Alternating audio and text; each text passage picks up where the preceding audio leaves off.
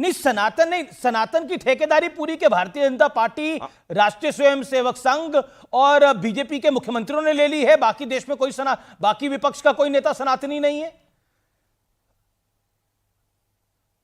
सनातन की जिम्मेदारी हर सनातनी की है, लेकिन कम से कम जो ये अपने आप को सीजनल हिंदू बनते हैं, चाहे वो राहुल गांधी हो चाहे अखिलेश यादव हो, इनके अंदर बहुत समय पहले से औरंगजेब की आत्मा विस्थापित हो चुकी है। आप क्या बात कर रहे हैं भाई?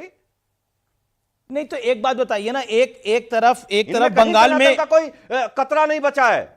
नहीं, एक तरफ सवाल यह है मेरा, और डायरेक्ट सवाल है, क्या मुसलमानों को लगातार दबाने की कोशिश है? ऐसा आरोप लगातार प्रतिपक्ष यानी विपक्ष लगातार लगाता रहा है, कांग्रेस हो, सपा हो, टीएमसी हो, कि मुसलमानों की को दबाने की कोशिश है। वक्फ के बिल के जरिए, संगीत सोम के बयान के जरिए, महाराष्ट्र में योगी आदित्यनाथ, उत्तर प्रदेश में कहीं किसी मुसलमान को नहीं दबाया जा रहा है। और भारतीय जनता पार्टी की सरकार चाहे देश में है चाहे प्रदेश में है, सरकार 140 करोड़, उत्तर प्रदेश में 25 करोड़ लोगों के लिए काम कर रही है, ना कि किसी जाति, बिरादरी, धर्म के लिए कर रही हो। वो सब एक तरफा सबके लिए कर रही है, सबका साथ सबका विकास के लिए काम कर रही है। नहीं, पर ये कैसा आपका सबका साथ तो सबका विश्वास है? प्रश्न ये है, अब इस पे सवाल जो है वो लगातार पॉलिटिकल पंडित भी सवाल उठा रहे हैं, लगातार विश्लेषक भी सवाल उठा रहे हैं, नेता भी सवाल उठा रहे हैं कि वक्फ के बिल की क्या आवश्यकता है, अभी क्यों लेके आया जा रहा है?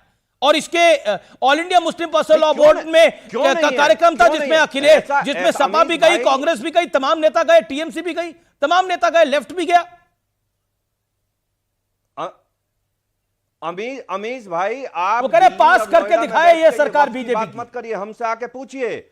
लोगों की जिस जमीन पे हाथ रख देते हैं, ये वक्फ की हो गई दुनिया भर की जमीन। ये वक्फ जो है एक भू माफियाओं का एक अड्डा बन चुका है, ये भू माफियाओं का एक गिरोह है, ये कुछ भी नहीं है। वक्फ का क्या मतलब है देश में? अरे वक्फ जाए पाकिस्तान में, यहां क्या मतलब है वक्फ का जी? नहीं, वक्फ को पाकिस्तान भेज रहे हैं। और भाईचारे की जिम्मेदारी क्या संगीत सोम की नहीं है? भाईचारे की जिम्मेदारी, गंगा जमुनी तहजीब की जिम्मेदारी क्या संगीत सोम की नहीं है? सारा ठेका हम नहीं ले रखा, हम सुनिए अमीश जी, हम हमेशा भाईचारे के साथ रहते हैं, हम किसी के साथ गलत करते नहीं, लेकिन हम गलत करेंगे नहीं, अब गलत सहेंगे भी नहीं। तो संगीत सोम की नजर में सही क्या है? ये नहीं, गलत आप करेंगे नहीं, सही क्या है संगीत सोम की नजर में जो वो बोल रहे हैं? आखिरी पॉइंट है, ये आखिरी सवाल है। बिल्कुल, अरे आप बताइए ना, सरकार सबके लिए काम कर रही है, सबके लिए घर बना रही है, सबको राशन दे रही है, सबको बिजली दे रही है, अच्छे हाईवे दे रही है, ये सबके लिए विकास है। और क्या होगा? पूरे देश का दुनिया में अपना अलग नाम चल रहा है, अलग जलवा चल रहा है। जहां देश के यशस्वी प्रधानमंत्री जाते हैं, दुनिया के प्रधानमंत्री पैर छूने के लिए तैयार खड़े रहते हैं। ये देश का विकास है, ये देश विकसित देश बनने की तरफ जा रहा है, यही देश के लिए होना चाहिए। चलिए, आपका बहुत बहुत शुक्रिया हमारे साथ जुड़ने के लिए। और क्या चाहते? जी, अपनी बात को कंप्लीट करिए संगीत जी। धन्यवाद आपका, धन्यवाद अमित जी। चलिए, बहुत बहुत धन्यवाद। मैं यही आपसे कह रहा था अमित जी कि आप सोच के देखिए कि देश में हम यहां से दिल्ली से मेरठ जाते थे 2-2 घंटे में, अब 40 मिनट में जाते हैं। पूरे देश में हाईवे का जाल बिछ गया, एयरपोर्ट का जाल बिछ रहा है, देश में रोजगार मिल रहे हैं, देश में तरक्की हो रही है, जीडीपी बढ़ रही है। और देश में क्या चाहिए?